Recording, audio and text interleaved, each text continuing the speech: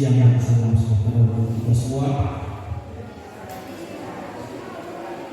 Bapak Ibu guru yang kami hormati, pada hari ini kita berada di ruang ini untuk mengikuti satu kegiatan penting, yakni diseminasi budaya positif yang akan dipaparkan oleh salah satu teman guru kita, calon guru penggerak angkatan ke-11.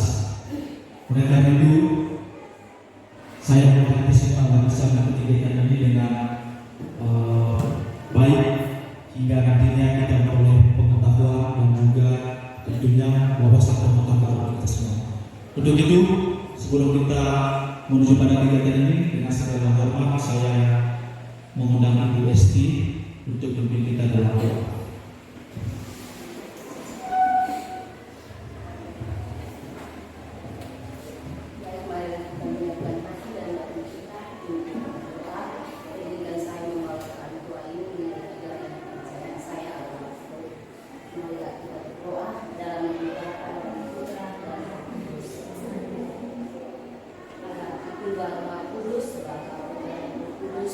Untuk bersyukur karena hadirat-Mu Tuhan, karena segala yang menyertai, Engkau sudah menentukan kami semua di tempat ini, di dalam ruangan ini, dari pagi hingga dengan saat ini, dan dari sudah jalan.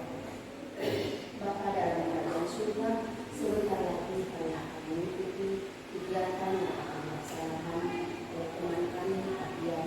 Kami mohon ulang-ulang kasih Bapa untuk menyertai kami dalam kegiatan ini, agar semuanya berjalan dengan baik sesuai dengan kehendak. Inilah doa dan harapan kami, namun kami puji dan sepanjang masa. Dalam nama Bapa dan Putra dan Roh Kudus. Baik. Terima kasih Esti yang sudah melakukan kita dalam doa pembuka. Untuk tidak memperpanjangkan waktu, kita serahkan dulu. Yang kedua, motivasi mendapatkan imbalan atau penghargaan dari orang lain. Saya yakin teman-teman pasti sering mengalami ini, Bapak Ibu. Jadi murid melakukan disiplin diri karena ia ingin mendapat imbalan. Ini merupakan motivasi eksternal, masih motivasi dari luar diri, bukan motivasi internal. Jadi ada pernyataan, apa yang akan saya dapatkan apabila saya melakukannya? Jadi bisa saja ketika kita memberikan apresiasi, memberikan penghargaan, memberikan hadiah kepada anak-anak, jadi anak-anak selalu punya motivasi ini. Mereka mau melakukan sesuatu atau mau mengerjakan tugas untuk mendapatkan imbalan atau penghargaan. Jadi bukan motivasi internal. Ini poin yang kedua. Selanjutnya poin ketiga, motivasi untuk menghargai nilai-nilai kebaikan diri sendiri yang mereka percaya. Nah, ini yang disebut dengan motivasi intrinsik. Jadi di sini pernyataannya akan menjadi orang yang seperti apa apabila saya melakukannya. Jadi dia melakukan sesuatu itu karena kesadaran dari dalam diri sendiri. Oke, terkait dengan motivasi perilaku manusia ini ada 3 motivasi ini. Mungkin teman-teman ada yang mau memberikan sebuah pernyataan dari ketiga motivasi ini. Apa yang akan terjadi apabila saya tidak melakukannya? Ini kena rasa takut. Mungkin teman-teman ada yang bisa memberikan sebuah statement, mungkin terkait dengan pengalaman teman-teman di ruang kelas atau di sekolah ini berkaitan dengan motivasi perilaku manusia. Saya berikan kesempatan teman-teman. Pak Inyo atau Ibu Yati sebagai guru BK yang sedang mengalami ketiga hal ini. Ibu Yati mungkin bisa berikan penjelasan. Oke, saya berikan kesempatan Ibu Yati. Silakan. Baik, terima kasih atas kesempatan yang diberikan kepada saya berbicara terkait dengan motivasi. Di pelajaran saya itu ada dua jenis motivasi, yaitu motivasi intrinsik dan motivasi ekstrinsik. Pengulangan di dalam ruangan itu ada siswa yang masuk dalam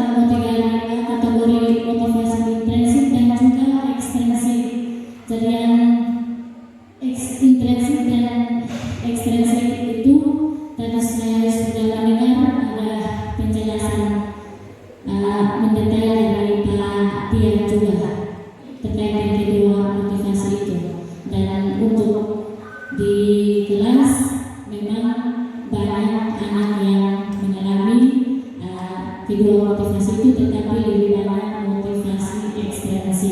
Terima kasih saya. Oke, kita beri tepuk tangan untuk yang baik. Terima kasih Bu Yati. Baik teman-teman, dari kita motivasi perilaku ini mungkin saya ada sedikit pertanyaan untuk teman-teman. Teman-teman mungkin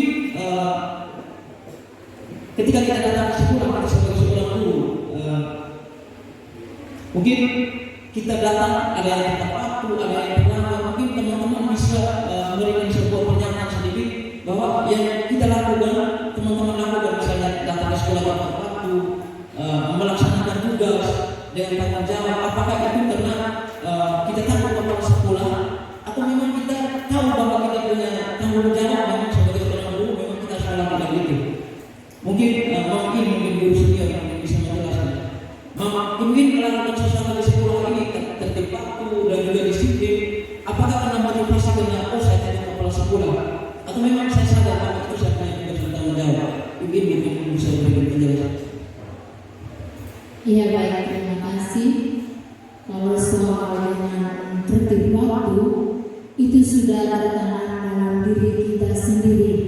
Kita masuk dalam suatu lembaga atau instansi bukan karena peraturan itu yang dibuat dalam lembaga atau instansi, bukan untuk menakut-nakutkan kita, tapi itu adalah suatu peraturan yang dibuat agar kita selalu mengingat bahwa waktu, tertib dan sebagainya itu sudah tertanam dalam diri kita sendiri. Jadi kita berbuat sesuatu itu bukan karena takut seorang pimpinan atau ditegur, dimarah dan lain sebagainya, karena itu sudah tertanam dalam diri kita sendiri. Apalagi kita sebagai seorang guru atau seorang pegawai di suatu lembaga atau suatu instansi. Mungkin sedikit penjelasan dari saya. Terima kasih. Baik, terima kasih Ibu Ini. Kita luar biasa penjelasan dari Ibu Ini terkait dengan motivasi perilaku manusia dari dalam diri Ibu Ini sendiri sebagai seorang guru. Baik, selanjutnya ada perbedaan antara hukuman, konsekuensi dan restitusi. Saya pikir ini teman-teman sudah paham apa yang dimaksud dengan hukuman, apa yang dimaksud dengan konsekuensi, dan mungkin hal baru bagi teman-teman mungkin berkaitan dengan restitusi. Nah, restitusi ini adalah identitas sukses, teman-teman. Di sini ada beberapa poin. Ketika kita melakukan sebuah pembimbingan kepada siswa yang melakukan kegiatan restitusi, murid bertanggung jawab untuk perilakunya. Fokus pada pemecahan masalah jangka panjang. Murid menghormati dirinya. Teori kontrol, murid bersemangat memperbaiki kesalahan. Jadi bukan karena sebuah paksaan atau bukan karena sebuah bahwa saya melakukan ini karena saya takut.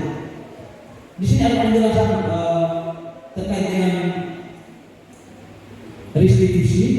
Nah, restitusi itu sendiri adalah proses menciptakan kondisi bagi murid untuk memperbaiki kesalahan mereka, sehingga mereka bisa kembali pada kelompok mereka dengan karakter yang lebih kuat.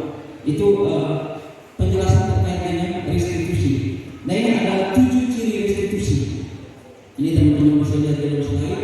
Bukan menebus kesalahan, namun belajar dari kesalahan, memperbaiki hubungan, tawaran bukan paksa, dan yang terakhir menguatkan dan fokus pada solusi. Jadi kita memberikan sebuah tindakan penyelesaian masalah pada siswa, harus akhirnya itu harus ada solusinya.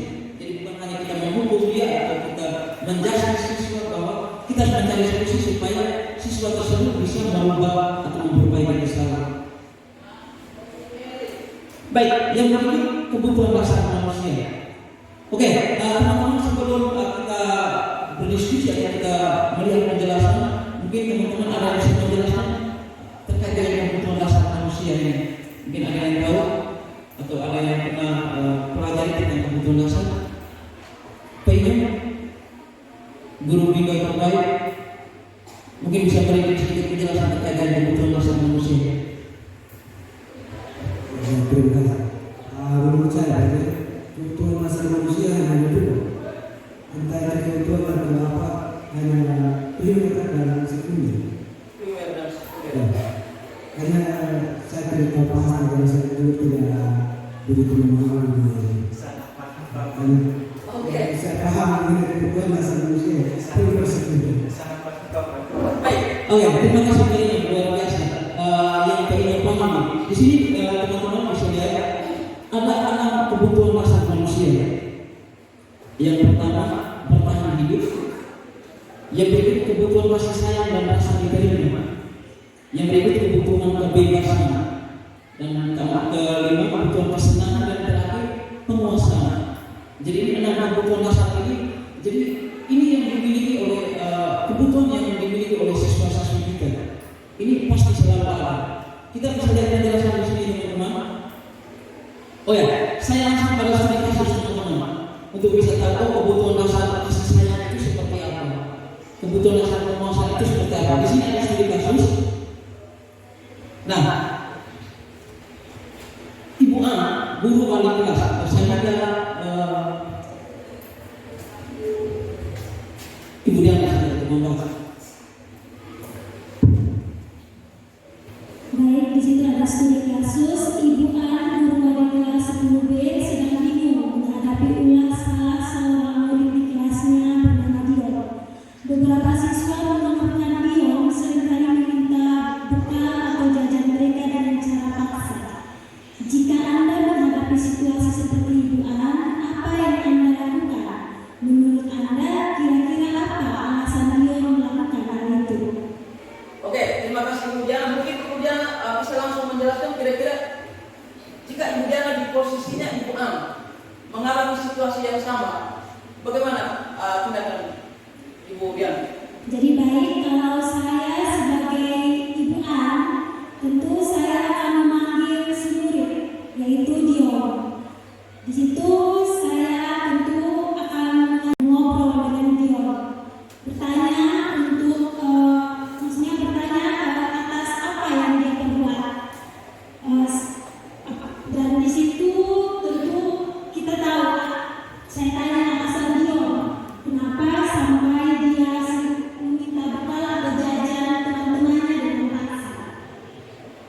Itu yang akan saya lakukan. Terima kasih.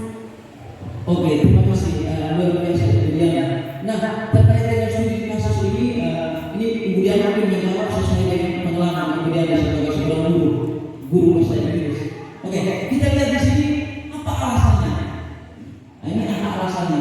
Dia melakukan itu. Nah, ini yang berkaitan dengan kebutuhan dasar manusia. Kita lihat di sini teman-teman. Alasan pertama. Nah, ini. Dia melakukan hal tadi karena dia lapar dan orang tuanya tidak memberikan bekal atau uang jajan. Nah, ini nyata teman-teman. Maka kebutuhan dasar yang sedang berusaha dipenuhi oleh dia adalah kebutuhan dasar untuk bertahan hidup. Nah, ini sering kita alami. Jadi ini hal yang hal yang nyata teman-teman. Berikut kita lihat alasan kedua. Oke, tadi alasan pertama. Alasan kedua ini saya tidak ada mungkin teman-teman yang bisa berikan pendapat. Alasan apa dia melakukan hal itu? Oke, saya minta Ibu SD, satu saja Ibu SD, kira-kira alasannya apa? Saya lihat Ibu SD sedikit pasti Ibu SD bisa semangat. Oke, Ibu SD bisa berikan kira-kira alasannya apa?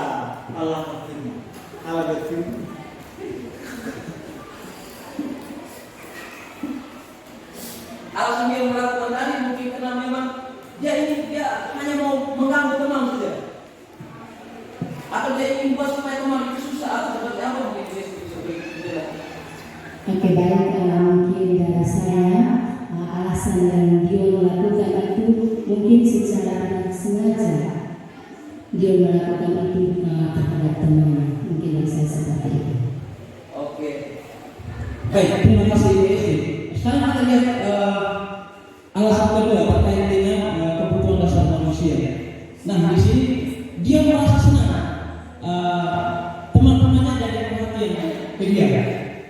Ketika temannya melaporkan tindakan itu kepada guru dan gurunya memberitahu kepada orang tua, sehingga orang tuanya bisa memperhatikan dia, memperhatikan dia juga. Maka kebutuhan dasar yang sedang dipenuhi dia adalah kebutuhan akan kasih sayang. Jadi dia butuh kasih sayang. Saya pikir ini ibu yakin pasti lebih paham tentang hal ini. Oke, jadi sudah ada dua kebutuhan dasar yang sudah dilakukan dia ini. Sekarang alasan ketiga. Alasan ketiga karena temannya takut dengan dia dan memenuhi keinginan. Makanya sebetulnya dia sedang berusaha memenuhi kebutuhan dasarnya akan kekuasaan. Jadi bisa saja teman-temannya takut, mungkin dia orang ini sering kasar atau apa, makanya dikasih saja. Itu terkait dengan kebutuhan dasar kekuasaan. Sudah ada 3 kebutuhan dasar. Yang keempat, di poin keempat ini karena dia merasa bosan dengan bekal yang diberikan oleh orang tuanya dari rumah, atau melihat bekal temannya yang lebih bagus, bekal yang lebih enak atau kue yang lebih enak, makanya dia ambil. Nah ini terkait dengan kebutuhan dasar kebebasan. Ini poin kebutuhan dasar yang keempat. Yang berikut alasan kelima, dia melakukan hal itu mungkin tujuannya iseng-iseng saja. Dia hanya mau main-main dengan teman-teman. Dia mau tahu teman atau dia senang kalau temannya itu susah begitu atau temannya stres. Nah ini ada 3 kategori orang yang seperti itu. Nah ini terkait dengan kebutuhan dasar kesenangan. Jadi dia senang kalau dia lihat temannya itu tidak senang begitu. Oke. Selanjutnya poin yang ke-6.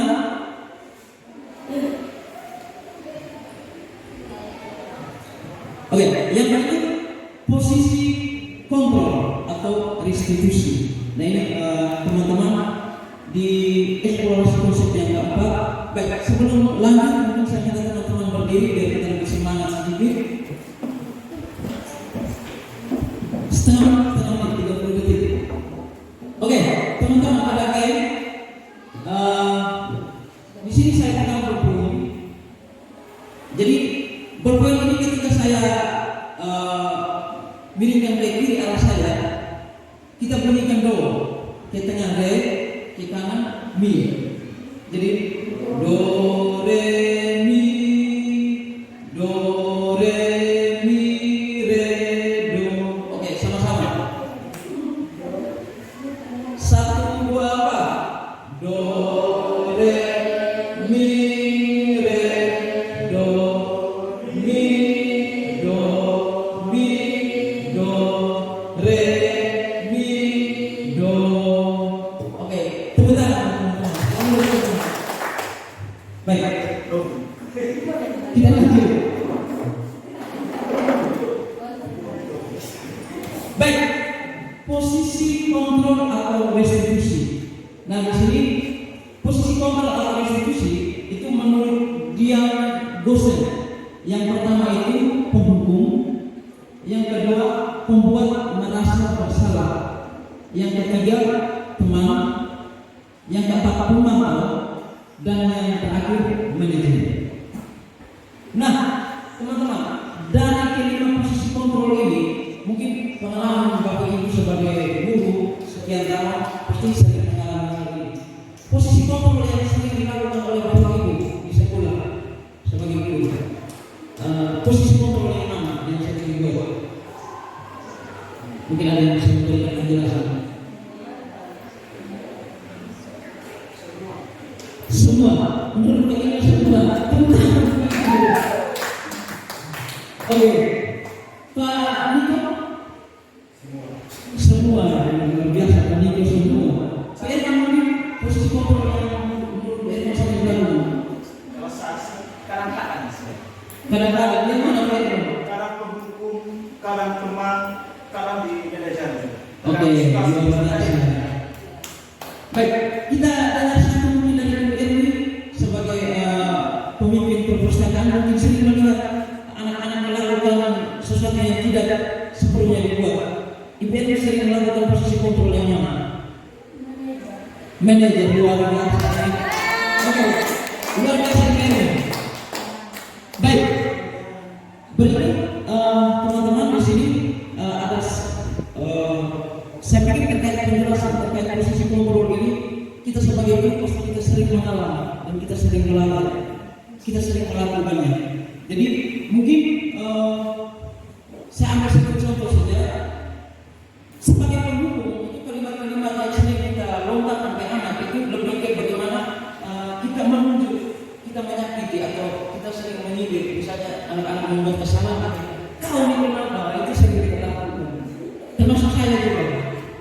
Oke, pembuat merasa bersalah. Nah ini juga sering juga kita lakukan ke siswa. Ketika siswa melakukan kesalahan, kita menjudge dia.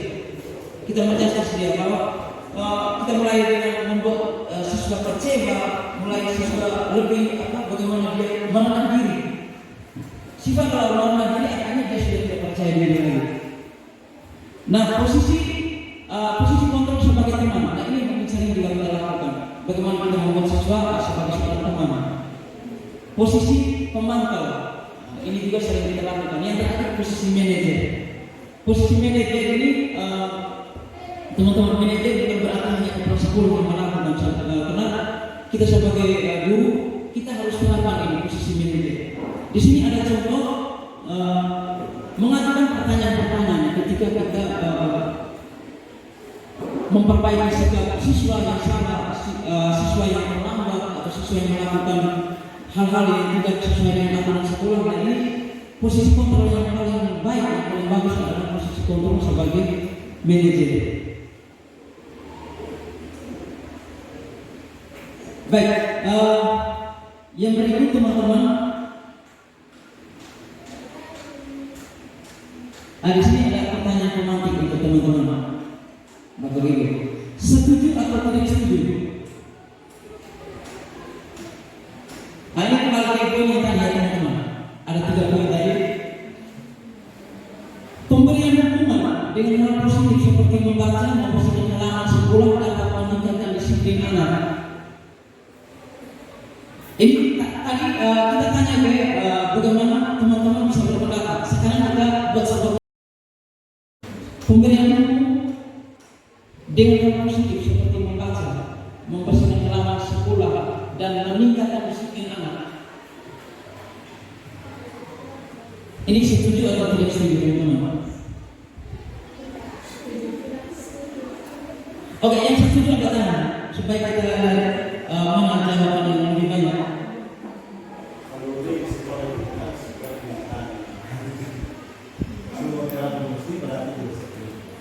Tidak setuju. Oke, Panino tidak setuju. Teman-teman di mana? Pak James, Ibu I. Setuju karena ada kata tujuan. Coba kita sepakat pemberian kesempatan untuk anak membaca. Oke, berarti itu kita merubah kalimat ini. Tapi sekarang kalimat yang ada di sini, kita setuju atau tidak setuju? Itu saja. Tidak setuju. Tidak setuju. Berarti kita sepakat bahwa pemberian hukum dengan hal positif seperti membaca, membersihkan halaman sekolah dapat meningkatkan disiplin anak. Berarti kita tidak setuju. Oke, yang kedua, hukuman sekolah dapat mendisiplinkan anak. Ini bagaimana? Sudah pasti tidak setuju ya? Yang terakhir, ada yang setuju? Kalau saya poin yang pertama tuh saya setuju, karena itu pemberian hukuman dengan hal yang positif, tidak membebankan anak. Dalam arti membaca, kalau menurut saya membaca berarti kita memberi kesempatan anak belajar. Oke, Itu hukuman yang positif. baik, luar biasa. Ada satu pembeda, Terus ada satu pembeda dari pembeda. Ya, terus membersihkan halaman sekolah itu kita mengajar anak bagaimana cara membersihkan halaman yang benar, mencintai lingkungan yang benar. Karena sekarang lagi programnya Ibu Mary nih yang bilang apa? Lisa. Lihat sampah, pilih itu hal yang positif sebenarnya. Ya, terus yang berikut ya itu kita juga memberi meningkatnya kedisiplin anak bahwa membersihkan halaman sekolah itu hal yang positif agar sekolah itu tetap indah, terjaga, tidak kotor dan lain sebagainya. Itu saya setuju dengan poin yang pertama. Oke, luar biasa. Berarti ada satu yang beda dari ini. Oke, Pak Ion dari Ion. Baik, untuk merasa dan melakukan dari yang pendapat ini, saya melihat secara keseluruhan kembali ke belakang materi ini. Kalau pertanyaan ini ditujukan untuk motivasi, maka saya tidak setuju. Karena ujung-ujungnya ini akan berakibat pada motivasi eksternal, bukan motivasi internal. Tetapi jika ini diterapkan untuk kepentingan anak, entah itu motivasi internal ataupun motivasi eksternal, yang penting ada motivasi dulu. Maksud saya begitu ya. Jadi antara setuju dan tidak setuju tergantung daripada motivasinya. Motivasi apanya dulu ini? Jadi kita berbicara tentang motivasi atau setuju dan tidak setuju saja. Kalau kita berbicara tentang motivasi maka saya tidak setuju. Tetapi kalau kita berbicara tentang ini kita hanya membahas pertanyaan ini maka saya menyatakan saya setuju. Oke, luar biasa penjelasan ini. Kita berikan tepuk tangan dari baik, teman-teman untuk mempersingkat waktu. Jadi ini saya pikir lebih ke sesuai dengan keadaan situasi. Setuju atau tidak setuju lebih ke situasi. Oke, yang berikut memberi penghargaan dapat meningkatkan motivasi anak. Ini yang sering terjadi. Saya pikir tidak hanya siswa juga, tapi kita guru juga sering. Ada yang kita sering dengan kegiatan pemberian hadiah ketika yang juara, mungkin ada yang bisa berpendapat terkait ini. Setuju atau tidak setuju? Pak Irman, ini Pak Irman yang sering kasih hadiah kepada anak. Oke, baik. Bagi hadiah reward untuk anak. Baik, saya dari pengalaman saya yang ini kan setuju dan tidaknya saya pikir tergantung dari pengalaman pribadi masing-masing. Kalau saya reward untuk setiap anak yang berhasil melakukan bahkan tidak berhasil pun kita banyak apresiasi. Contoh yang paling sederhana saja di dalam kelas, ketika seorang anak mampu menjawab sebuah pertanyaan, menjawab sebuah pertanyaan, reward dengan cara sederhana, tepuk tangan itu sudah sangat membuat anak itu bangga. Gitu. Artinya kan jangan kita melihat nilai rewardnya apa, tetapi setidaknya sesuatu yang bisa membuat anak itu lebih semangat, kemudian ada rasa percaya diri dan sebagainya. Itu bukan persoalan pesanan kecil. Gitu. Macam kayak di kelas, anak-anak bisa kita menyampaikan sebuah pertanyaan setiap dulu selesai dari anak-anak. Ya, mungkin secara niatnya guru bisa tahu pertanyaan itu benar atau tidak guru bisa tahu. Tetapi apapun setiap pertanyaan anak itu kita harus kasih apresiasi. Apresiasi tidak dalam bentuk reward. Artinya dari pertanyaan itu dalam konteks penghargaan atau reward kepada anak itu soal sekali seperti itu satu hal yang mudah dan memang penting itu. Satu hal yang memang bisa mendorong motivasi dan juga semangat anak. Kalau tidak memberikan itu anak tidak mengapa. Setiap kita kali ada jalan tidak ada pernah diapresiasi begitu. Ini kalau makin sekarang sama dorong ya. Oke, luar biasa penjelasan dari Pak Irfan. Jadi penjelasan Pak Irfan sudah terjawab. Saya pikir sudah menjawab semua pertanyaan kita. Oke, tepuk tangan untuk Pak Irfan. Baik, di sini ada teman-teman saya siapkan ada 7 pernyataan. Mungkin teman-teman bisa memberikan penjelasan terkait dengan 7 pernyataan ini masuk dalam yang mana yang masuk dalam hukuman dan yang mana masuk dalam konsekuensi. Oke, yang pertama mencatat 100 kali di dalam buku dengan kalimat saya tidak akan berulang lagi karena pernah ke sekolah. Hukuman atau konsekuensi? Hukuman ya. Oke, kita lihat jawabannya.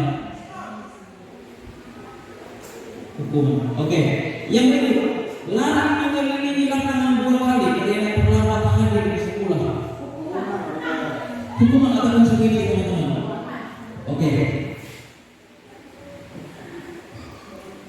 Benar saja. Yang berikut murid diminta untuk saat 15 kali karena tidak menggunakan masker di sekolah. Hukuman atau konsekuensi Bapak Ibu?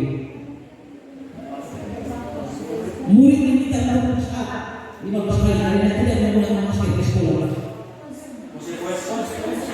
Konsekuensi yang terjadi jawabannya. Hukuman. Apa konsekuensi dari yang dia lakukan?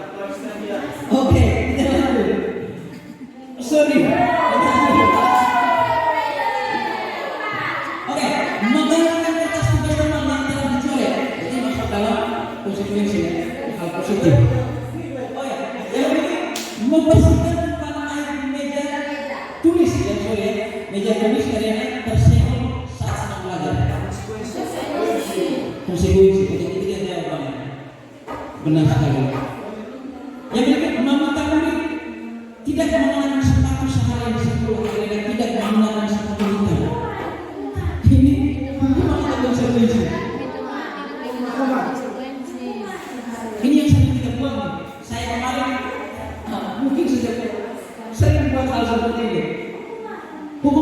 konsekuensi?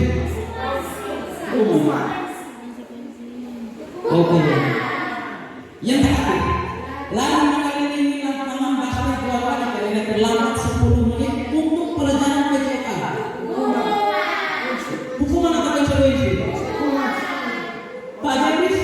Konsekuensi. Kenapa Pak Jebis konsekuensi? Dia lari mengelilingi lapangan basket 2 kali dan dalam mata pelajaran PJOK. Bukan. Oke. Kalau saya hukuman itu karena anak diberi lari setelah 2 kali lari karena terlambat. Nah, untuk pelajaran PJOK, tapi pada saat itu bukan pelajaran PJOK. Hanya melihat Pelajaran PJOK. pada saat pelajaran PJOK, hanya melihat anak. Ibu Diana, Hukuman. Ibu Esi, Ibu Gubernur, hukuman. Ini lebih banyak hukuman. Berarti konsekuensi cuma Pak Jebis ya? Pak Niko?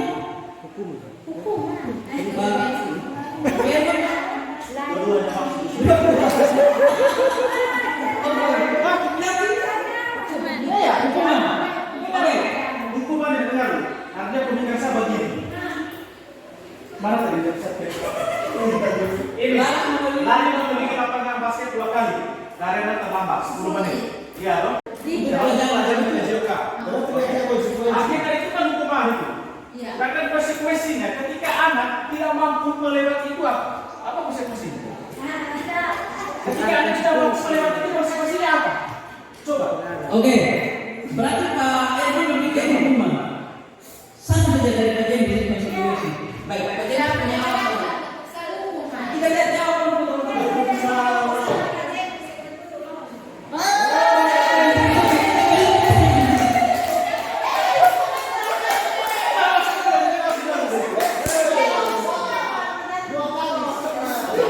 begini, Bapak Ibu, kenapa disatakan konsekuensi? Karena siswa tersebut diberikan sanksi lari dari lapangan dengan alasan karena dia terlambat dan untuk pelajaran PJOK. Jadi bukan dikatakan hukuman. Karena memang pelajaran PJOK kan lebih baik praktek olahraga. Nah ini kecuali kayak pelajaran bahasa Inggris. Kalau disuruh lari di lapangan mungkin dikatakan hukuman. Oke. Kita lanjut, Bapak Ibu. Yang pertama tentang keyakinan sekolah dari sekolah ke kelas. Nah, saya pikir ini Bapak Ibu kita sudah sering buat kesepakatan kelas. Nah, untuk keyakinan sekolah atau keyakinan kelas ini, kalau di kesepakatan kelas kita lebih ke kalimat-kalimat bagaimana kita melarang. Misalnya, jangan bermain HP di saat pelajaran atau jangan pilih di saat pelajaran. Itu lebih bagaimana ada kalimat-kalimat ada kalimat negatif di dalam. Tapi berkaitan dengan keyakinan sekolah atau keyakinan kelas, ini lebih ke kalimat-kalimat positif. Bagaimana dia mengajar? Misalnya, kita sudah membuat sebuah peraturan bahwa jangan berbahasa daerah di saat sekolah. Untuk keyakinan sekolah, bisa saja kita ke kalimat kami meyakini bahwa di sekolah kami tidak menggunakan bahasa daerah. Itu yang dimaksudkan dengan keyakinan sekolah atau kelas. Kita lihat contoh-contohnya Bapak Ibu. Nah, keyakinan sekolah adalah sebuah nilai, prinsip atau norma yang dianut bersama oleh seluruh anggota sekolah atau kelas untuk menciptakan lingkungan belajar yang positif. Nah, ini ciri-ciri keyakinan sekolah atau kelas. Lebih abstrak daripada peraturan yang lebih rinci dan konkret. Berupa pernyataan universal. Yang ketiga dibuat dalam bentuk positif. Lebih ke kalimat mengajar. Tidak terlalu banyak sehingga mudah diingat dan mudah dipahami oleh semua bangsa kelas. Yang kelima sesuai dengan kondisi kelas dan sekolah agar mudah diterapkan. Yang keenam semua bangsa kelas sekolah dilibatkan saat membuatnya. Dan yang terakhir bersedia meninjau kembali keyakinan kelas dari waktu ke waktu. Jadi perlu adanya evaluasi. Dilaksanakan atau tidak? Dibuat atau tidak? Nah ini yang penting juga. Nah ini contoh keyakinan kelas. Bapak Ibu bisa langsung melihat di sini setiap anggota kelas perlu belajar. Ini kalimat positif. Setiap anggota kelas perlu senang. Ada 5 yang terakhir, setiap anggota kelas perlu merasa aman. Ini yang terkait dengan keyakinan kelas. Yang berikut, selalu bersikap positif. Ini contoh-contoh. Senantiasa menjadi diri yang terbaik, percaya dan menghormati orang lain serta barang miliknya. Berkomitmen terhadap setiap tugas, senantiasa membantu. Dan kita bisa lihat teman-teman kalau bikin kalimat mengajak dan kalimat-kalimat positif. Nah ini juga bisa juga keyakinan kelas dibuat seperti ini, yang dijalankan oleh guru atau orang tua agar dapat menghasilkan murid yang mandiri dan bertanggung jawab. Ini maksud dari segitiga restitusi. Ada 3 segitiga restitusi. Yang pertama, validasi tindakan yang salah. Yang kedua, menanyakan keyakinan. Dan yang terakhir itu menstabilkan identitas. Saya pikir ini guru BK yang lebih tahu, pasti lebih paham tentang segitiga restitusi. Bagaimana menyelesaikan permasalahan siswa itu guru BK yang. Baik, terkait dengan segitiga restitusi ini Bapak Ibu, menstabilkan identitas yang pertama. Nah, pada bagian ini kita langsung lihat poin-poinnya. Nah ini berbuat salah itu tidak apa-apa. Jadi kita bagaimana kita menyelesaikan permasalahan siswa dengan mengatakan oh tidak apa-apa kamu berbuat salah. Nanti ada tahapan yang kedua dan yang ketiga sampai di terakhir itu validasi tindakan yang salah. Nah di poin menstabilkan identitas ini bertujuan untuk mengubah identitas anak dari orang yang gagal karena melakukan kesalahan menjadi orang yang sukses.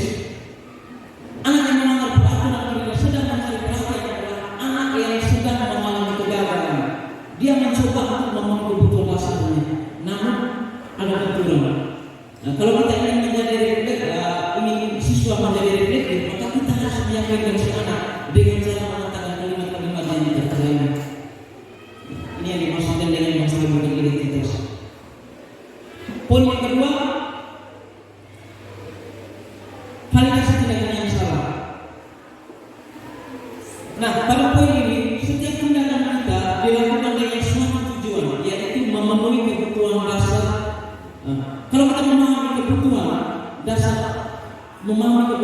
apa yang menghasilkan sebuah tindakan, kita akan bisa menemukan cara-cara paling efektif untuk memenuhi kebutuhan dasar tersebut.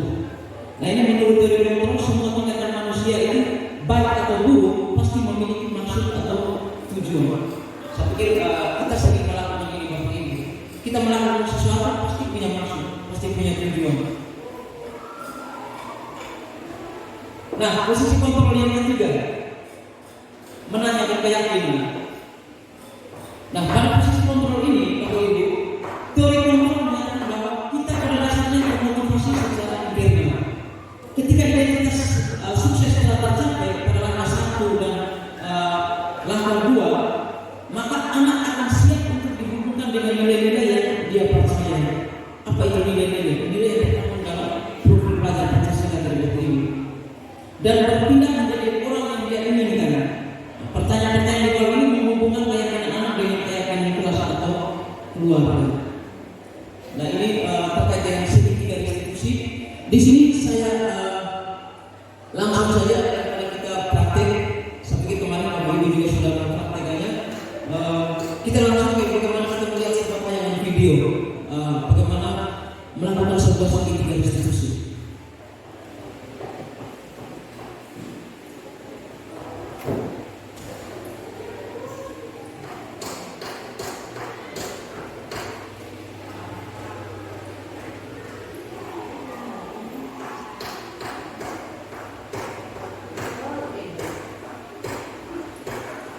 Oke, di sini ada satu kasus. Leoni sering datang terlambat di sekolah, sehingga Leoni jarang mengikuti apel pagi bersama dan tidak dapat menjalankan budaya positif di sekolah, yaitu memberikan salam kepada bapak ibu guru saat apel bersama. Nah ini ada skenario penyelesaian masalah.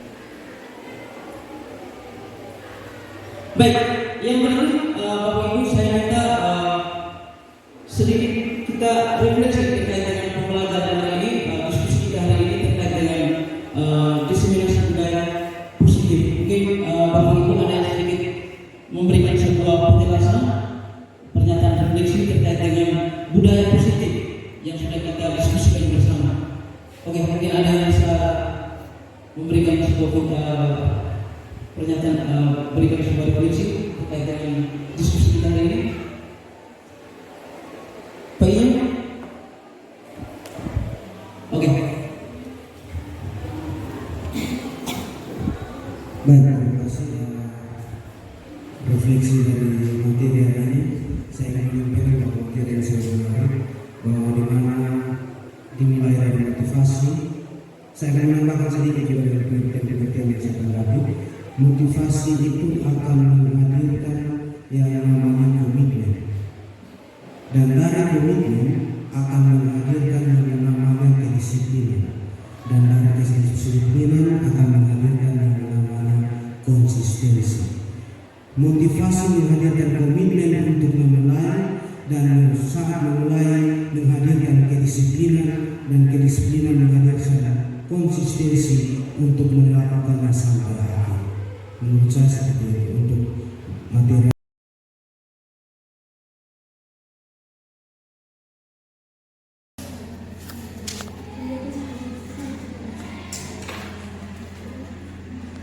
Baik, tadi sudah ada yang sudah mulai menulis. Ya. Jadi dari kesepakatan kelas tadi, langsung kalian buat lebih ke kalimat positif ya, kalimat yang lebih mengajak, ya, mengajak supaya kalian melakukan ini.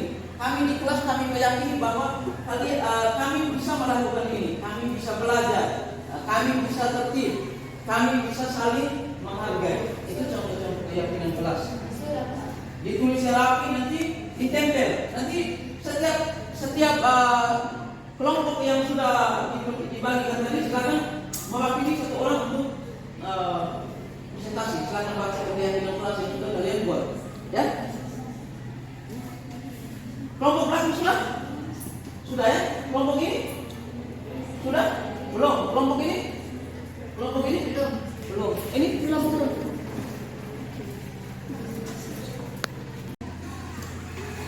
Mari perhatikan di sini. Semua sudah toh? Sudah. Oke. Sekarang silakan perwakilan siapa yang dipercayakan untuk membaca itu silakan maju, baca dan tempel di sini. Silakan dari belakang keluar. Oke. Silakan dibacakan dulu baru ditempel. Kami meyakini bahwa kita akan membangun daerah sampai dengan mata pelajaran seni budaya berakhir. Oke, tepuk tangan. Silakan ditempel. Kami meyakini bahwa kami tidak akan berbahasa daerah selama mata pelajaran seni budaya. Ingat itu. Oke, selanjutnya kelompok ini. Silakan percayakan ke orang. Silakan maju.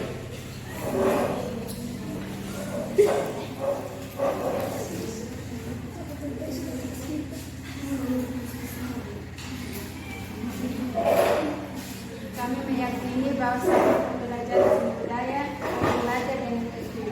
Oke, tepuk tangan. Kami meyakini bahwa kami akan belajar dengan tertib selama mata pelajaran seni budaya. Silakan ditempel. Ya.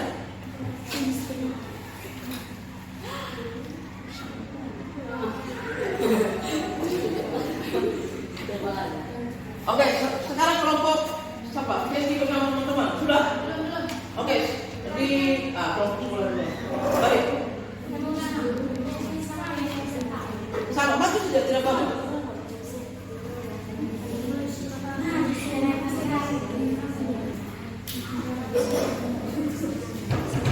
Ayo semua.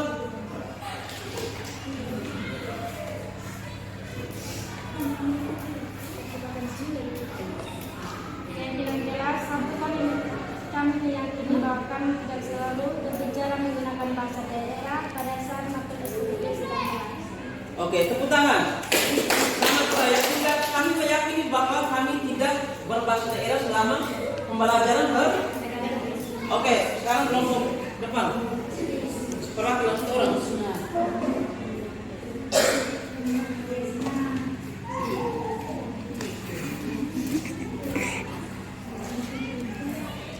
Kami yakin tidak akan menggunakan bahasa daerah pada saat KBM berlangsung.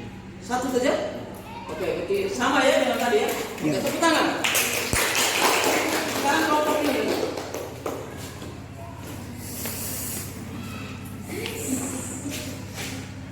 Kami meyakini bahwa kami bisa menghargai satu sama lain.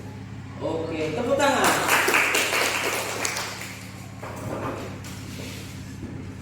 Menghargai, ingat, menghargai.